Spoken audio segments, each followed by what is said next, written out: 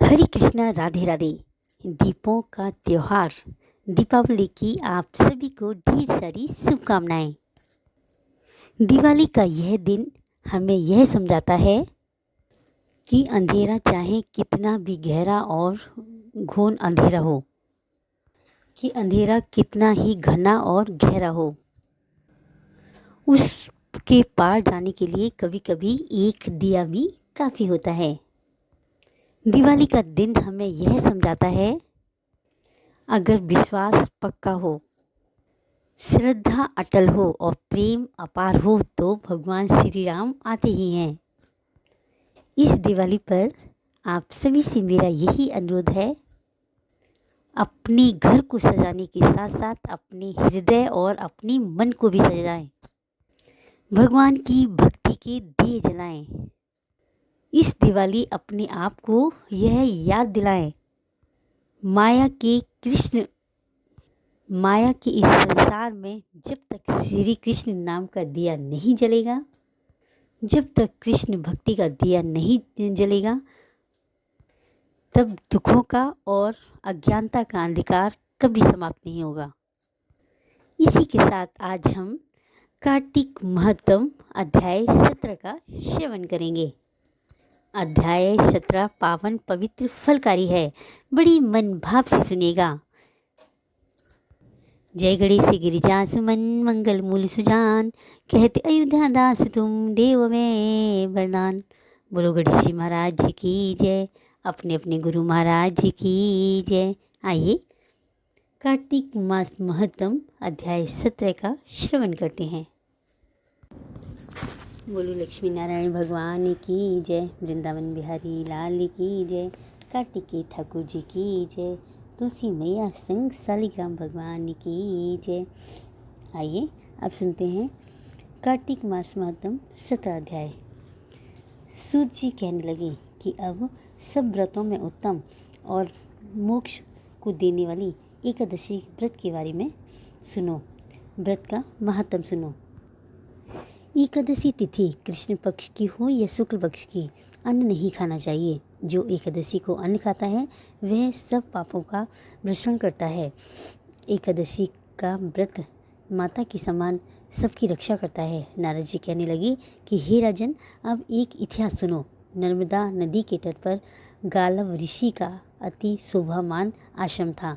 गालव का भद्रशील नाम का एक पुत्र था जो विष्णु का परम भक्त था। वह बालकों के साथ भगवान की मूर्ति बनाकर पूजन किया करता था। साथ ही बालक को उपदेश दिया करता था कि वह भी भगवान की पूजा करें तथा एकादशी का व्रत करें। बालक भी उसका उपदेश सुनकर वैसा ही किया करते थे। अपने पुत्र के चरित्र को देखकर एक समय उसके पिता गाली ऋषि ने उससे पूछा कि भद्रशील, तुम सदैव हम भगवान विष्णु की पूजा में तत्पर रहते हो, यह उपदेश तुमको किसने दिया? बात सुनकर भद्रशील कहने लगा कि पिताजी, आपको अपने पूर्व जन्म का वृत्तांत सुनाता हूँ। पहले जन्म में मेरा जन्म चंद्रवंश में हुआ था। कर्म कीर्ति मेरा नाम था। दत्तात्रेय जी से दीक्षा शिक्षा ग्रहण की। मैंने 1000 वर्ष तक राज्य किया।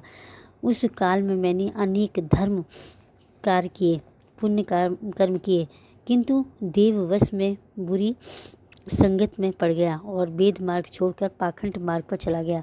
मेरे इन आचरणों को देखकर प्रजा भी पाप के कर्म करने लगी। इस प्रकार शास्त्रों के कथा अनुसार प्रजा के पाप से छठा भाग मुझको भी मिलने लगा। एक दिन हम शिकार करने के लिए वन में गए। अतएव सारे दिन भूखे प्यासे ही रहे।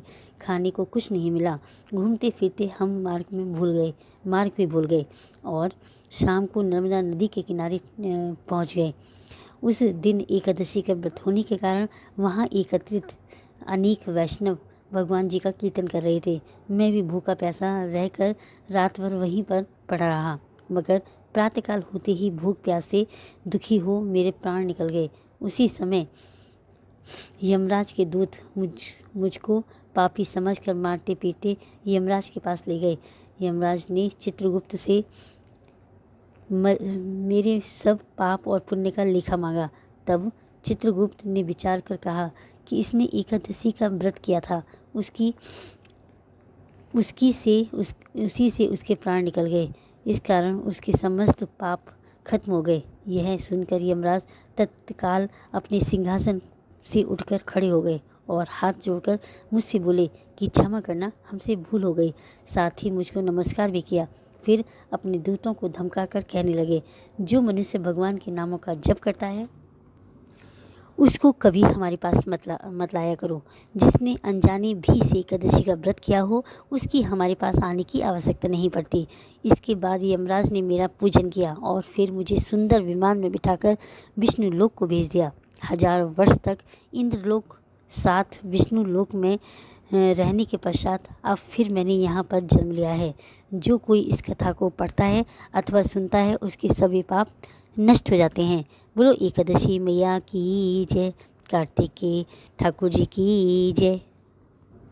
देखा आपने, एकादशी के व्रत का इतना बड़ा पुण्य होता है, इसलिए हम सभी को एकादशी का व्रत अवश्य करना चाहिए और भगवान जी के नामों का जाप करना चाहिए।